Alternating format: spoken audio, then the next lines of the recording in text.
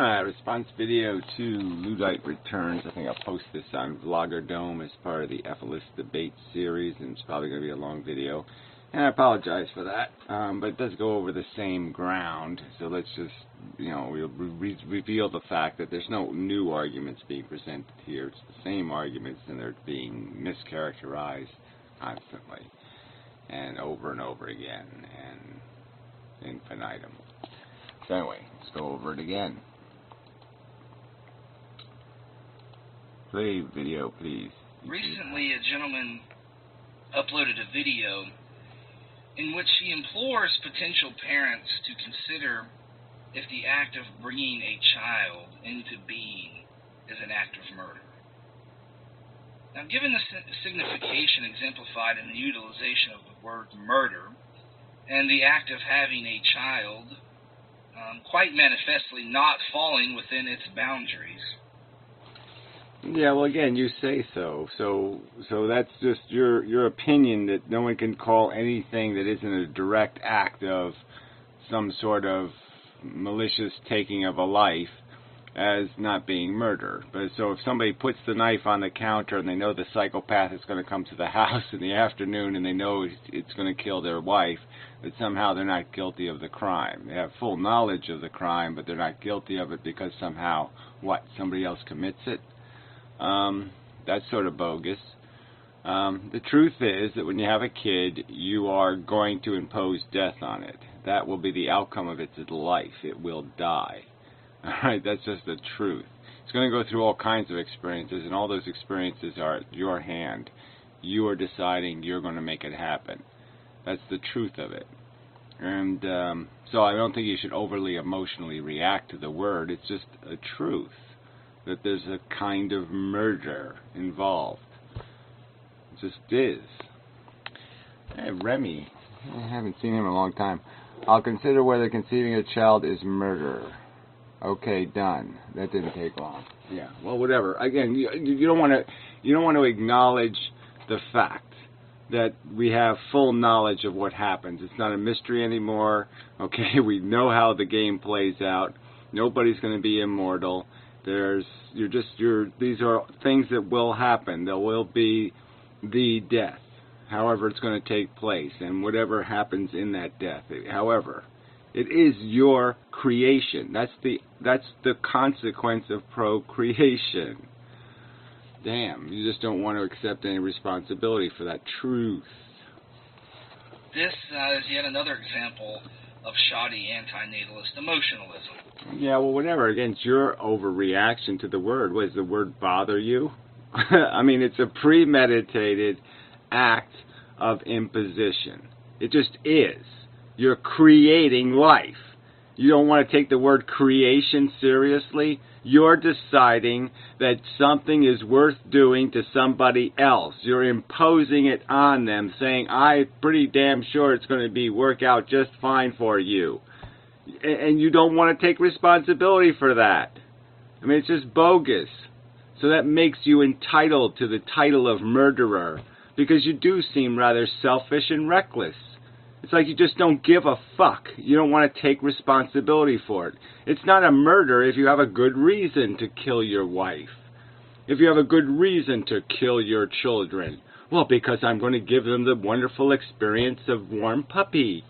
Yes, and that'll make it all okay. They had warm puppy, so their murder is okay.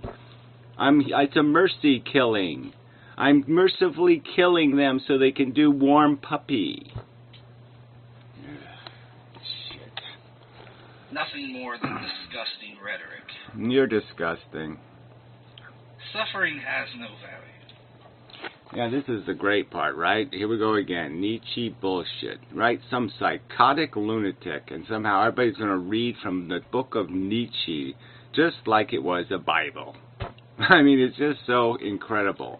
There's no value. God's dead, therefore value doesn't exist in the universe. Those two things don't add up to that. God is dead, fine. Well, that means none of this stupid, gay bashing isn't necessary anymore. It doesn't mean that there's no value in the universe. God didn't invent the idea of value. I'm sure people knew it was nice not to stub your toe on a rock before God showed up. Oh, people are pathetic. And when I make this claim, I'm really only echoing a contention made by Nietzsche, that is, that there are no moral phenomena, only the moral interpretation of phenomena. Well, whatever. Moral phenomenon is a tricky word, right? So he didn't say the word value, but it doesn't really matter, right? Maybe he did say the word value, but the point is we will never be able to have a conversation. So you can argue all you want, but if we're going to argue apples and oranges, or we're going to argue, you know, whatever, dark matter and matter, or antimatter and matter, I mean, there's just no point in having a conversation. If you can't concede that the existence of a sentient creature in and of itself creates a value entity, there is now a welfare in the universe when you have a sentient. If I created one sentient being, little fluffy feeling rabbit, and that's all there was, this little rabbit in the universe, in a little plastic bubble, you're going to tell me there's no value in the universe, that little fluffy rabbit's welfare is not valuable? Nietzsche says so? You're going to discount the welfare of its sentient existence because Nietzsche told you so? You're going to deny the fact that it has a functional, conscious brain capable of manifesting sensations, and that those sensations don't have any meaning because you're not around to say so, or Nietzsche's not around to say it doesn't matter? Oh, man, I mean, it's just pathetic. You go along with that, Remy? You go along with this Nietzsche shit? You do? You go along with this crap. That we decide. We just get to make it up. The rabbit doesn't really mean anything. It's just made out of plastic. It wouldn't matter. If I made the rabbit out of plastic or I made a real rabbit, it wouldn't matter to Nietzsche. Nietzsche says it's the same goddamn thing. Plastic rabbit in the bubble, real live rabbit, conscious experiencing rabbit in the bubble. Same difference. Doesn't fucking matter. You think that's the truth of it. You think that's the reality we exist in. God, I just don't know what to say. I mean, you people are dumber than 5-year-old kids. So I'll proceed by way of analogy. Most antinatalists tend to be determinists, right? And yeah, well, most rational, intelligent people have to concede to determinism, because as soon as you say, well, what would be the undetermining factor? Oh, that's right. There isn't any. Magic dust, the super forces, what, telepathy? Well, what's the magic force of change or non-determinism? There's a little man inside of my brain pulling levers, and he's deciding that it's not deterministic. He's not part of the universe. He's acting independently. He's not being bombarded by radiation and photons and energy, and he didn't have to go to school to learn how to pull the levers inside my brain. No, that's right. You got no choice. If you're educated and rational, you've got to concede to determinism. So we experience our own free will, right? Well, whatever you want to call it, that's your choice. You want to call your pee-pee a pee-pee, well, go ahead. You want to call it a goo-goo or a wee-wee or a wonk-wonk? You can call it any kind of silly name you want to. I personally don't sit around going, I'm free-willing. No, I don't bother with that crap. I understand that I'm a byproduct of the environment that grew me, that nurtured me, that fertilized me. And without the fertilizer, I wouldn't be who the fuck I am. And that's just the truth of it. Without every one of my stinking lousy life experiences, I wouldn't be here at this moment making this fucking video. That a whole bunch of them were critical in developing who I am and my personality and my mindset and my attitude and my poking of my chest in this particular manner. All of that fucking shit was created. Alright? It didn't come from no free place. It didn't land from Freeville. It wasn't sent parcel post from Freetopia. Fucker. Experience the principle of alternate possibilities, that is, this kind of intuitive sense that, hey... Intuitive, so again, retarded sense. So, okay, go live your retarded sense. Go live with your knee-jerk, ignorant reactions to reality. You want to think you're free, you want to think there's a little person inside your brain who's running your brain, and it's not your brain that's creating you. Well, go ahead and think it, but you're an idiot. I've done action A, but I could have done action B, which determinism denies. Right? What changes us is, yes, I could have acted differently if you made a different video. If you made some sort of rational, intelligent video, then yeah, my reactions would be changed, and the next video I make, how I will behave, would be different. But that didn't happen, so I'm stuck with this, and so my reaction will be what it will be. Oh, fuck. So does it thereby follow from this kind of phenomenological experience that we... from the lie, from this lie that we tell ourselves that somehow we're independent agents and we're just not a bunch of mattering, and it's just spiraling slowly and surely, just grinding us all up in the meat grinder to produce. He'd have free will. And your determinist would claim no, because it's grounded in a theory of reality that negates this phenomenological manifestation, if you will. No, it negates the phenomenal manifestation. No, this vaporous, vacuous, non-existent explanation of where the freedom comes from. You can't even explain what the word freedom means. The only goodwill you could ever acquire, the only will I would want to have, is goodwill, and the only way you acquire goodwill is being restrained by knowledge, not liberated by knowledge. You're confined by knowledge. Bliss of ignorance. Ignorance gives you freedom, okay? Intelligence constrains you, confines you. Once you know that 2 plus 2 equals 4, you can't believe that 2 plus 2 equals 5 anymore. You can't believe it equals 77. But if you're stupid and retarded, then you're free to think 2 plus 2 equals 77. But if you're informed, you can't. So knowledge limits your will. It doesn't free your will. And so you've even got this backwards. We don't want to have a free will. You want to have a refined will. You want to have a confined will, confined by knowledge and wisdom. Oh, damn it. This is a bit off subject. Right. And then the same thing applies to value. So I'm not denying that there are qualitative subjective experiences. Yes, you are.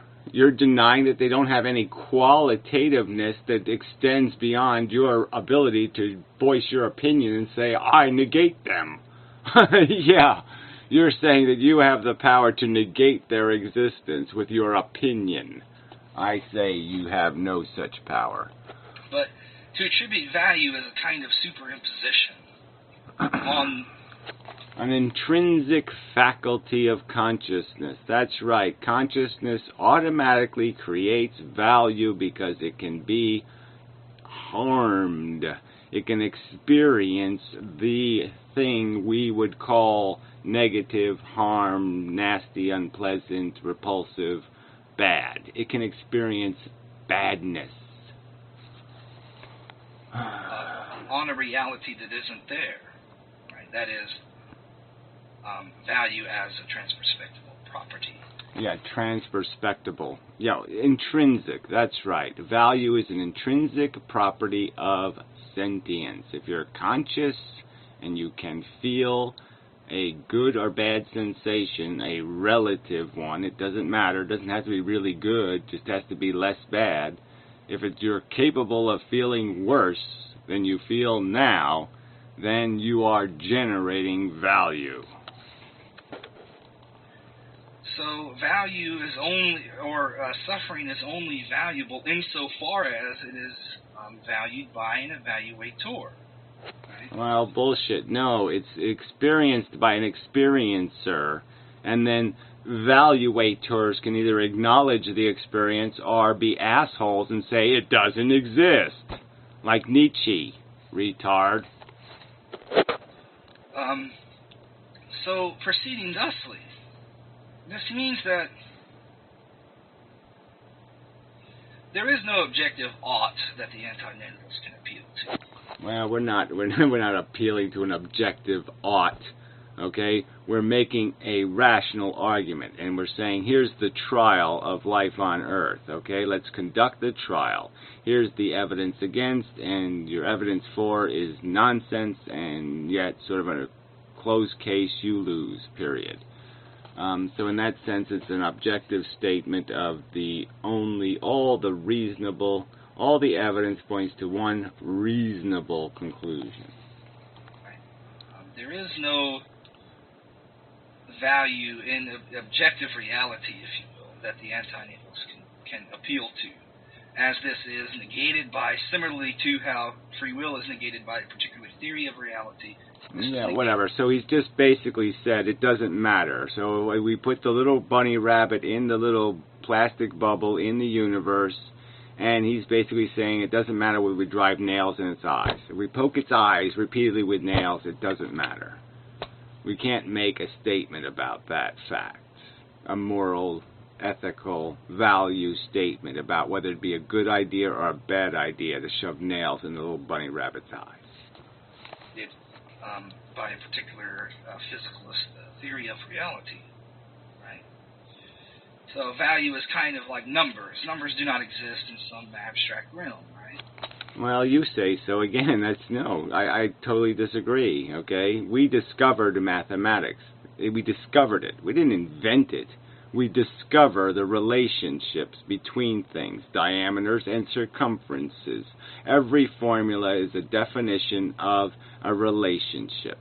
Every plus symbol and minus symbol and equal sign, these are all have correlates in reality. Reality does work that way. 2 plus 2 does equal 4 things. That's the truth. Or universals. There's only family resemblances, as Wittgenstein would argue. And I think that the same thing applies to... So, Nietzsche and Wittgenstein. So these are the new Bibles of bullshit for you people, right? You almost maybe agnostic-y, atheist, whatevers. This is your new Bible. Nietzsche and Wittgenstein. Value.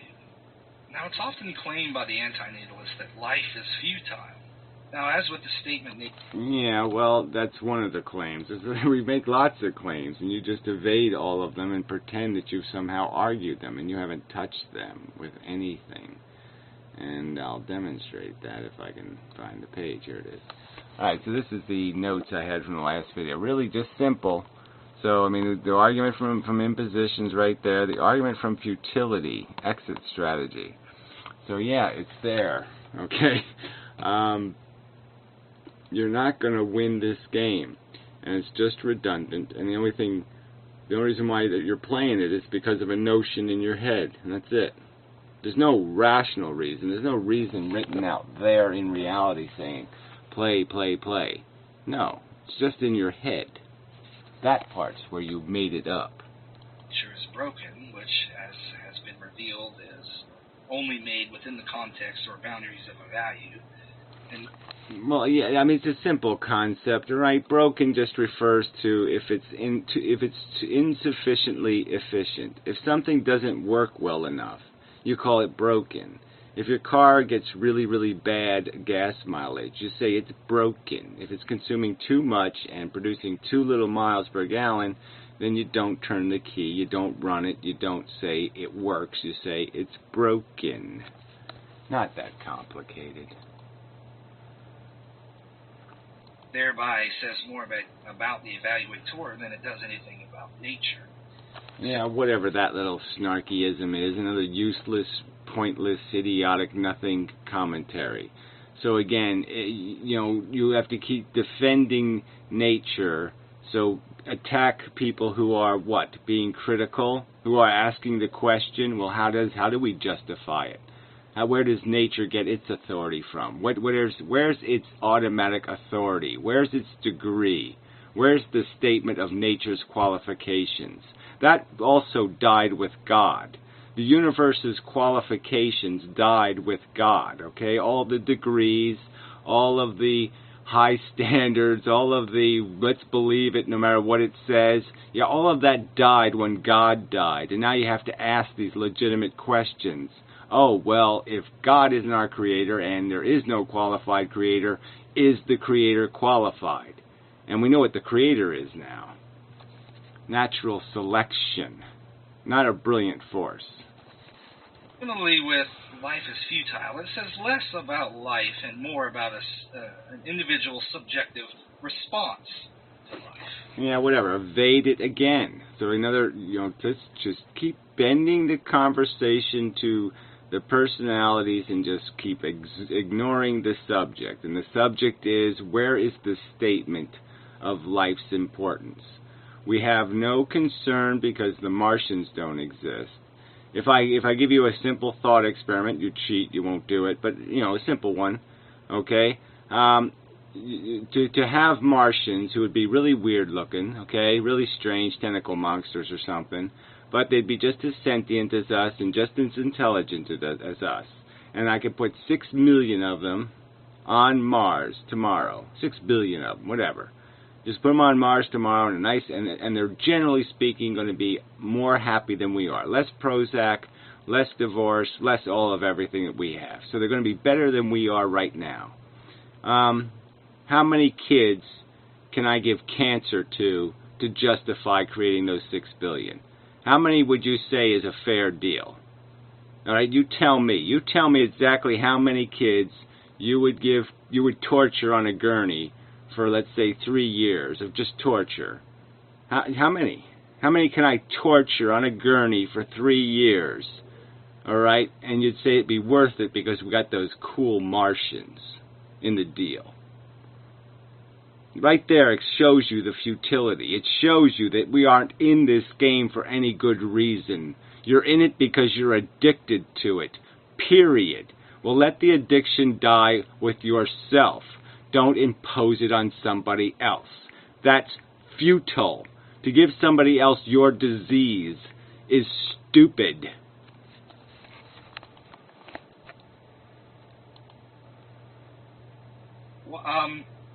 Life is only futile for those individuals who are seeking some sense of meaning or purpose or validation external to the boundaries of life. Yeah, that's the efficiency equation. That's right. If you have an expectation that when you turn the key on the car, the engine starts and the car will actually do miles per gallon on the road, that it'll actually take you from here to there, and it won't just burn gasoline. Yeah, that's right. That's the expectation. So having an expectation that life would actually serve a function, that it would scratch some itch in the universe, that it would actually heal some wound, that it would actually do what everything else that we call good in this world would do. It would comfort something. It would do something. Yes, but it can't do any of that. It can only clean up messes it makes. And that's a huge flaw. You can't see the flaw in that, of having a janitor that can only clean up messes it makes, or a fireman that can only put out fires it starts. That you can't see how there's something intrinsically and fundamentally broken in the idea of a fireman who can only put out fires he starts. Ew. That would suck now, wouldn't it? Yeah, and that is a fair analogy for the dilemma that we are stuck in. It's the goddamn truth, and you just keep evading it.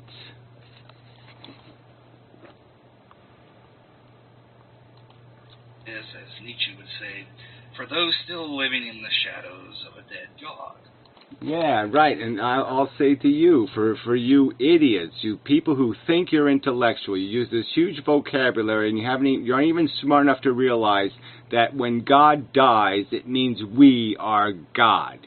It means we have the responsibility. It means now our judgment is suspect. Now we've got to account for ourselves, just as those fake gods had to account to people who once in a while pointed their finger and said, "What is this? What do you mean a God who has slaves? What do you mean a God who thinks the poor will be with you always? What good is such a God?"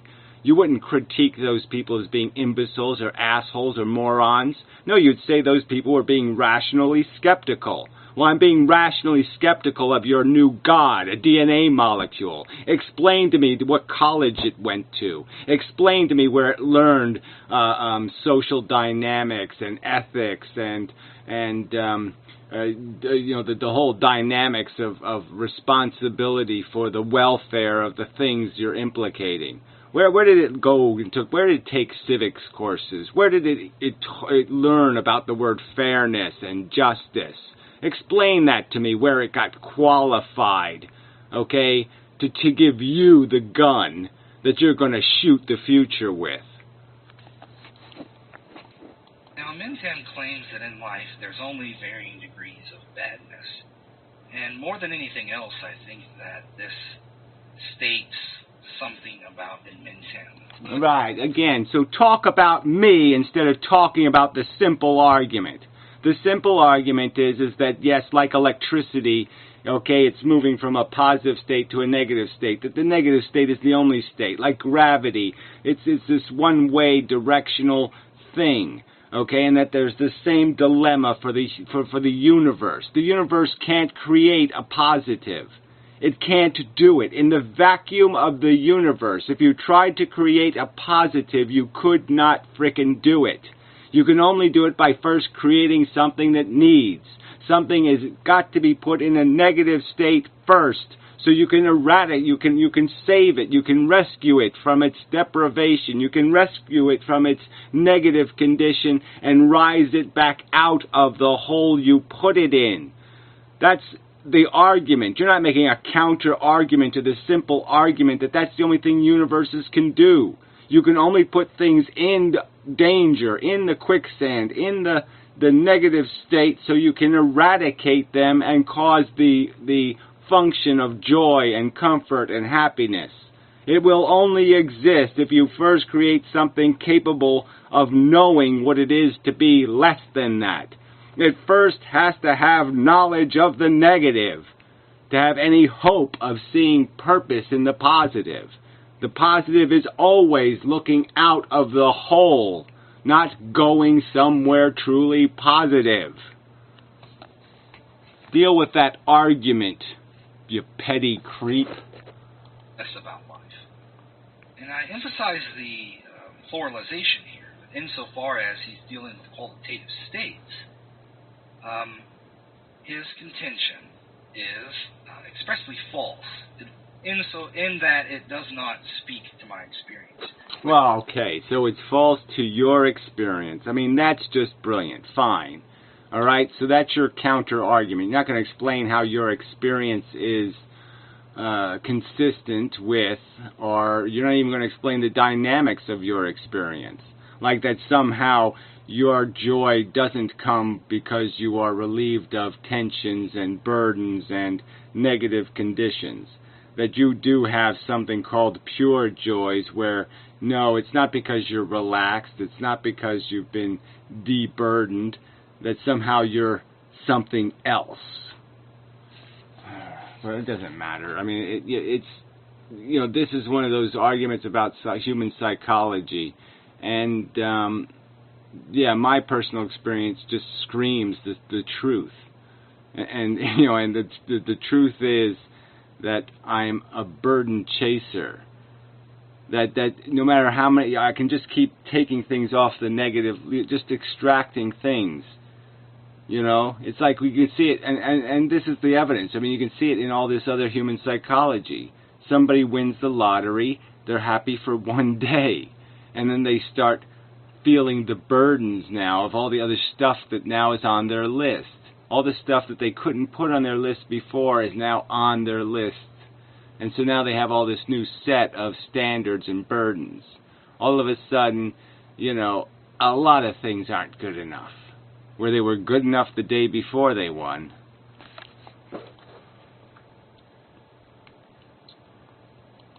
for me, quite manifestly, involves good and bad. And I think that ultimately it bespeaks of a lack of empathy, as Anna Cantabat has claimed, and I agree. Well, whatever. I mean, motherfucking, you fucking nihilist cunts sitting there talking about somebody else lacking empathy is just so fucking ludicrous. I mean, you're just this. It's just so goddamn despicable. It's like a Christian talking about love. What a joke. As they impose their love on other people with their rituals, as they sacrifice other people's liberties for their love of their God, they give nothing. And you're gonna sit there and point your finger at somebody else and accuse them of lacking empathy, you motherfuckers, while you preach a philosophy of who the fuck cares? There's no real value. We get to all just make it up. I mean, fuck you. Which swings both ways, both to another's suffering and to those things in an individual's life that, for that individual, render life something worthy of affirmation, even in despite of suffering, or much suffering sometimes. Yeah, whatever. We can go into the whole psychology, but again, that's just psychology, and these are valid arguments about what are the tendencies. And again, I think you're going to lose those arguments because we know that we know the cliche of the bliss of ignorance isn't just a cliche. Okay, it's a cliche for a reason. This is goddamn true. It speaks of a lack of empathy to engage in this kind of qualitative parentalism. That is, of qualitative parentalism. And we were a joke. You're the one saying you have the right to become a parent. You have the right to tell somebody else, hey, I have a really great idea for you. I will create you and expect you to love my things. The things I love, you're going to love. You're going to find it just perfectly acceptable that animals die horribly every day. You're going to find it perfectly acceptable to live in a capitalist system where, you exploit the fuck out of other people, you underpay them wherever you can, and everybody's a liar and a wheeler, dealer, and a conniver. You're going to love it. You get a job in a call center, and you'll be able to call senior citizens and confuse the fuck out of them and see if you can get, them to give you $5,000 out of their bank account. Yeah, it's going to be a great time. Trust me, I'm your parent. I'm going to be your parent. I mean, what a joke, you pointing your finger at me, calling me the parental asshole, when you're the one saying you have a right to do it. Shit. In one's own experience and attempting to superimpose it onto everyone else's experience.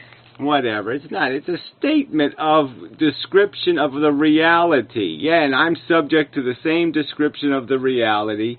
You can either make a counter argument. Here we're having the trial. We're presenting evidence of what life is. I'm saying it's replicating molecule, replication for the sake of replication. I'm saying we don't serve any need that exists in the universe. We only serve a need contrived in our own delusionary minds. By existing, there is no need for us to exist. There's only a delusion in people's heads that says, I want, and that's hardly the same thing. It's bullshit. No, you're full of shit. He'll immediately proceed, I would imagine, with you're duped by the DNA molecule. DNA is... Yeah, you're not duped by Nietzsche, apparently. But yeah, I mean, you're duped by traditional notions. Like I said, a 5-year-old can understand these arguments. And the reason why you can't understand them is because you've bought into it. That's right, you've bought into some sort of notion that your acquisition of the satisfactions of your ambitions is somehow worth the price being paid. That somehow creating the Martians on Mars would be worth torturing some children here on Earth. That you'd say it's okay. Go as long as it's not my kid, right? As long as it's somebody else's backyard, somebody else's kids. We torture them to create a bunch of assholes on Mars watching the Super Bowl. And you'd do it. And I say it's stupid. That's all. I convict you of stupidity. It's stupid. God and all of this other rhetorical nonsense. We know. You read Darwin and Nietzsche and so on. I don't think Darwin should be in the same category as Nietzsche, and I don't see exactly what does Darwin have to say about the implications of evolution. He's describing evolution, okay, by the process of natural selection, and we certainly learned a lot more about that process since Darwin. So why is Darwin relevant? All right? How is Darwin relevant beyond the facts of evolution? How do the facts of evolution in any way favor your argument? Is there something intrinsic? Are you telling me it's intrinsically sensible for organisms to fight to the death? That gladiator war, which it in practical fact is, it's not just an analogy, it's a descriptive term. 4 billion year long gladiator war. You're saying it's intrinsically valuable to create new tools on tool-laden organisms so they can struggle for existence to inevitably go extinct. You say that makes fucking sense. I say there's nothing in it that makes any sense. Evolutionary processes are refracted through the medium of consciousness, right? Well, that doesn't even mean anything. I mean, you hear what he just... I mean, it's like evolutionary processes are refracted through, our consciousness or something. I mean, he's somehow saying that somehow we are incapable of breaking free of some Darwinian monkey mode, that we can never not be an animal, that our intelligence can never rise above our animal, I love the DNA molecule kind of notion. Now, none of that's inside of us. That's just a lie. We are organisms that seek comfort. We are selfish, but we have intelligence. We have the capacity to store a very complex model of reality and a very accurate model of reality. And in doing that, we can understand how we are being gamed and that it's a stupid game. So his addiction bullshit is no different in spirit. It's no different than if I said, well, you antinatalists just, you don't have enough certain chemicals running around in that brain. You don't have enough serotonin. Well, okay, right. So addiction isn't a real phenomenon. Fine. Desire isn't a real mechanism that keeps us playing. Let's just pretend that the fact that we keep getting hungry every day isn't part of the syndrome that keeps us running in the wheel. Oh, okay, let's just pretend. You're just depressed. It's really the same kind of thing that he's engaging in here. Well, it's just a practical matter, but there's a certain truth to it, though, right? I mean, look, I can sit there and explain to you why my fears are perfectly rational, and I can explain why my ambitions are perfectly irrational. They're perfectly made out of shit. I was used to be caught up in watching sports, and then I realized, holy shit, what a waste of neural energy. This is preposterous nonsense, this hero worship crap. It was laughably silly that I could fall for something so stupid and trivial and silly and worthless. So, I mean, it's not like I haven't experienced it. I've experienced it for real. To realize, oh my God, I'm fucking killing kids to go chase a Cheeto. I'm imprisoning and torturing Chinamen so I can go chase a synthetic piece of cheese. I mean, it's stupid. Now, I can empathize with and understand, try to conceptualize the contention better never to have been, right? Not in it because I do, and I've argued that the asymmetry is a failure. Yeah, well, you haven't argued that it's a failure, but you argued it's a failure by deciding that you're going to negate the possibility of prevention. You've basically just said, but because the thing you prevented is now prevented, it doesn't exist, and therefore it can't have positive value, because it doesn't exist. The negative doesn't exist, so therefore you can't be better off because the negative doesn't exist. I mean, it's just a bogus way of evading the truth, that when you change something from being a could to being a will, or being a would to being a will be, that when you move something from these two categories, that there's still something when they're in either one of those places. They don't change, they just get moved from the place from where they are something to the place where they weren't something, but they would be a reality, and the fact that they would be means something. It doesn't mean nothing, it means everything.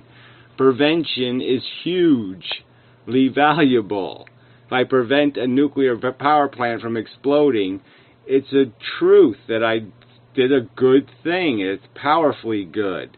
Okay? Even though the bad doesn't exist, even though it never happened, and it never would happen, theoretically, the truth is, I prevented it, and that's a good. Anyway, I'm not going to argue that, but, I mean, it's a bogus way of evading the fact that there is a difference in the fact that there's when you make a category change, there is a reality to that. So not to universalize this contention, but that in certain instances, it seems reasonable to claim better never to have been, or even having come into being, better not to be than to be. Right? So when I'm 90, if I live to... Well, whatever. Look, Benatar's argument is that it's better never for anybody to ever have been. That the only reason why you're in the game is because you got this confirmation bias. And that's it. But the truth is, you're just subjecting yourself to an unnecessary harm, that the fail-safe is the win. Okay? I mean, there's a fail-safe option, and there's no loss there. You can't lose because the only thing that you need is a delusion of your own brain. Again, you can only put out fires you start. So if you don't start fires, there's no fires to need putting out. So it's all win. I doubt that I'll live that long, but ridden with cancer and lived a long life, so on and so forth. Yes, it seems quite reasonable to exit stage left in a manner that's as peaceful as possible for me. Yeah, well, the truth is, though, it never works out that way, does it, right? Because as you pointed out, or will be pointing out, you're going to have some sort of medical condition, you're in the hospital, you're not going to have the choice, they're not going to give you the option, blah, blah, blah, you're not going to have control, and so you'll end up torturing yourself because you'll wait too long. But what I can't imagine, and I suppose I think of this because of a comment that my misery and me had made, that, someone saying, well, go commit suicide if you're so unhappy as a response to the anti-natalist is inappropriate or not reasonable or so on, or not a viable response. Well, it's not viable to the fucking mission statement. The mission statement isn't that I think an undo button exists and I can press it now. There is no undo button for my existence. So the only thing I can do about this is to try to prevent the future, to hit the undo button for what will be, or what I would like to change from what will be to what won't be. I want to make a category change and create the better never to have been result in the future. So yeah, I can't do that if I'm dead.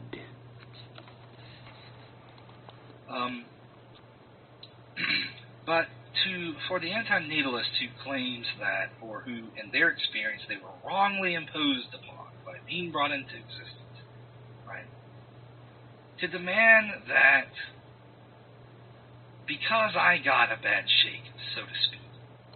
Well, again, that's just a misparaphrasing of the argument. Most of the anti-natalists will tell you that they've gotten off fairly lucky, and they're fairly grateful for that. And they know they were lucky, and they're humbled by the experience, and they don't want to roll the dice again. Because they know that the snake eyes are on the dice. They're saying, keep me away from those damn dice. My parents rolled them. I didn't roll them.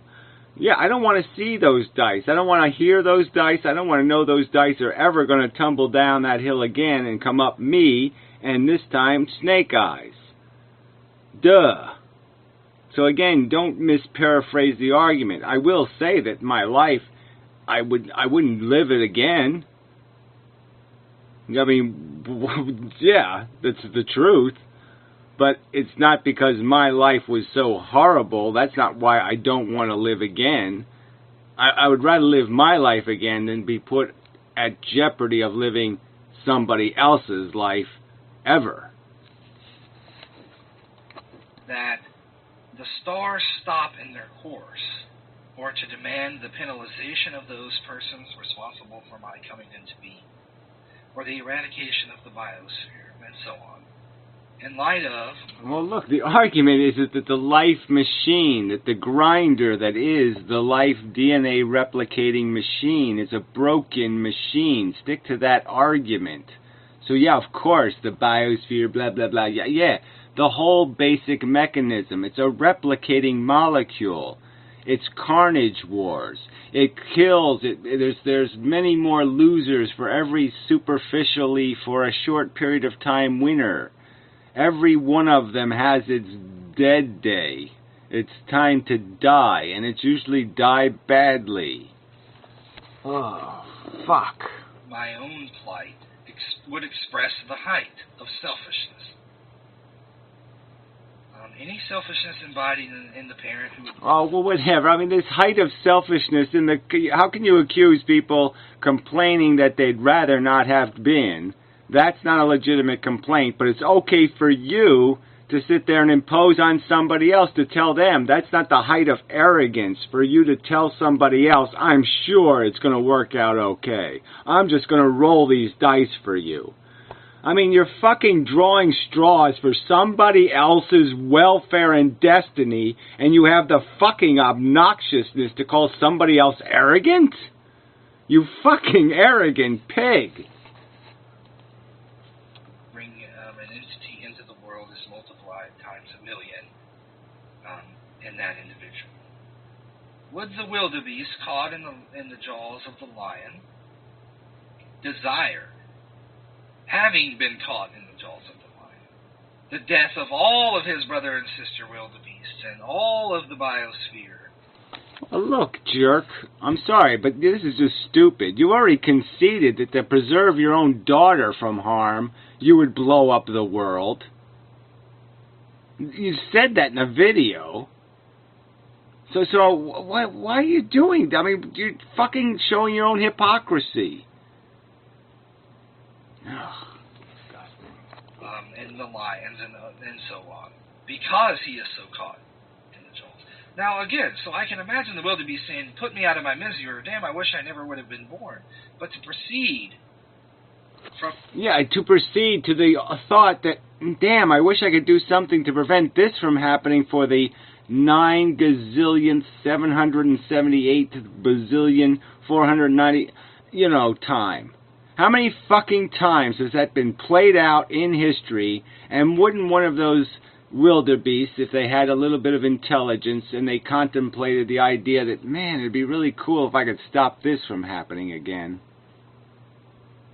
You don't think that would occur to them if they had intelligence? It wouldn't occur to them to say, why don't I just prevent this from happening?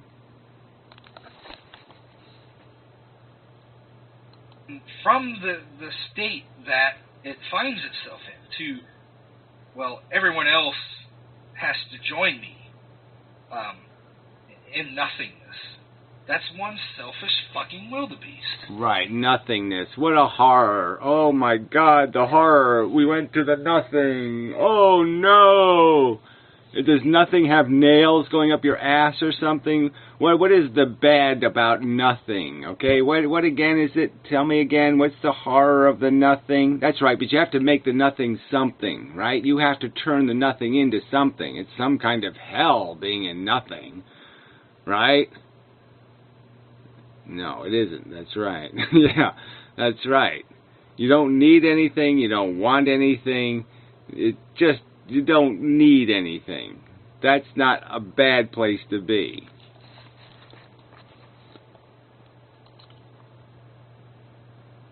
Given the position of antinatalism, the aversion to death in the antinatalist seems a bit strange to me. in that, as the position holds, the most... Well, who cares? I mean, the subject is whether you have a right to procreate, whether human beings have a right to impose life on other human beings, whether they have some reason to do that. The subject isn't death, idiot. The subject is imposing life, creating life. That's the subject. Optimal or desirable state of affairs is nothingness. And within the modern understanding of consciousness, I suppose, which contends that consciousness is contingent upon brain processes, with the death of those processes, so goes consciousness. But that this state of nothingness would seem to cohere prior to coming into being and having come into being. Right? Oh, yeah, and most of the time when I'm asleep, I'm in the state of nothingness, and it's perfectly survivable. So if death involves a return to this state of nothingness, which is deemed most optimal, how can it be railed against? Again, not the process of dying, but death itself. Seems a case of wanting to have one's cake and eat it too. Well, who the fuck is railing against death itself? They're railing against the dying process. And also making the simple argument that once you're alive, yes, it's better never to have been, but it's really hard to get untangled once you're here, asshole. Is that too hard for you to understand? That your life gets tangled in other people's lives, and now if you pull out the rug that they're going to have to deal with that? You can't figure that out either? But show me the anti-natalist who's saying, I don't like the idea of being dead. That's what's not bothering them any, shithead. But again, this is not the fucking subject. And of course, just keep changing the subject. Because you can't deal with the fucking subject. The subject is you playing God, you arrogant prick. Defend that, you murdering fucktard. As I understand things. Love can have a redeeming effect. Oh. Now, the anti-natalist wants to say, well, that's just chemical processes. In other words... No, it's a shit for brain word. It's a goddamn word that doesn't mean anything, you silly person. Love. What the fuck? It's trying to delimit the value of love, right? Why don't you just say sex? No one's trying to delimit the value of sex. We're all saying have as much sex as you want. Just wear a condom or take whatever precautions necessary to prevent pregnancy. So if you don't like condoms, then you'll have to do something else. If barrier methods don't work for you, then yeah, you have to use some other method, but don't make people pregnant. But have a good time. Have some good fucking sex. Use that word instead. But no, instead you got to play with this little fairy faggoty word. Love. It's not by accident that it was Satan in the movie The Devil's Advocate that claimed that biochemically love was no different than large amounts of chocolate. Well, we're not proceeding biochemically, but within the affective realm, or that of phenomenology. Well, same difference, really, right? Phenomenology and chemistry. These phenomenons aren't caused by magic dust, are they? Or do you believe that? Do you really believe that love is some sort of magical dust that floats around inside of you and makes you all tingly? Oh, this is pathetic. One could similarly argue, well, suffering is just chemical processes. In other words, both are not devalued in light of the physical realities upon which they're contingent. Which doesn't mean anything either. No one's contending they don't have meaning. So that's, again, you just don't get the argument. But that the one really is just made out of need. It's desire. Love is made out of desire or dependency. Scratch at anything called love in the world and you'll find desire or dependency underneath it. Now, I want to speak briefly from personal experience. I'm not trying to put myself on a pedestal or anything to that effect. But as a child, I was introduced to suffering at a very young age. I had a fibrillary astrocytoma, grand mal seizures for almost a year on a daily basis, and I can hardly communicate the horrors that were involved, and that kind of haunt me still. Well, yeah, and if you had a guarantee, if I gave you a piece of paper that guaranteed that your daughter, your kid, would have to go through exactly what you went through, would you do it to them? Would you still have the kid? I know that what I find a bit repulsive, I suppose, is that everything that renders life worthy of affirmation seems defiled by the anti-nihilist. And well, whatever, yeah, defiled by an argument in defense, an empathetic argument in defense of taking a little bit of note of the fact that the blood is gushing and the skins are being ripped off and the fucking horror houses exist with the people, you know, they stick probes in human beings' brains because they're so disturbed and fucking dice them. Anti-family, says one video. The joys that can be had within family relationships, and they scream no. Oh, whatever. Yeah, well, this nepotism is only part of the argument here. That's more of a political argument than anything else. But no, it's your preposterous ego and your arrogance. The ego and the arrogance. Who are you to tell me that your fun ride is worth riding? Who are you to make that decision for me? Nepotism. They call love bigotry. Fucking disgusting. Well, if you don't think love is bigoted, if you don't think it's made out of conditioned preferences and prejudice like any other food taste, that your love is quite conditional, then you're an idiot. Really an idiot. But, one of the things that I experienced, I suppose, at a young age also, there was suffering, but there was also love. And I know that this love, this ability of individuals to go down into that place where the sufferer is, and to know that you, as a person, not just your suffering, but as a person, are an entity of value, and that thereby your suffering is value. Oh, whatever that mush is. So, yeah, first your personhood is valuable, and then we'll worry about whether or not you're suffering. I mean, it just doesn't. Why should it matter whether you're a person or not? You know, rabbits. In and of itself has a kind of redeeming quality. And I would say that perhaps the anti-natalist is right. Don't have children until we know how to love one another. Well, if you're going to wait till you can do that, then yeah, good, I win. Because you're never going to figure that one out. Because there's no way to do it. Because it's made out of some sort of selfish, it's made out of desire or dependency. It's not going to be made out of anything else. Some contrived notion of beauty. Some erroneous notion. I mean, this is an understandable sentiment, you know. But, yeah, I don't want to, you know, love, I think, is a very powerful thing. Well, whatever, you can think that all you want. Yes, sex is powerful. Obviously, the whole, you know, your attachments to things, to people, the fact that we are attachable is a very powerful emotion, but we know where it comes from in evolutionary psychology. We know what the origins of that shit is. So you want to pretend that it's all magic dust, go ahead, but you're just a deluded religious nut. It's a very powerful force, if you will. And most importantly, in the midst of one's suffering. Well, whatever. It has nothing to do with a rational argument about whether or not replicating molecule is a good idea. It has nothing to do with the subject of antinatalism at all.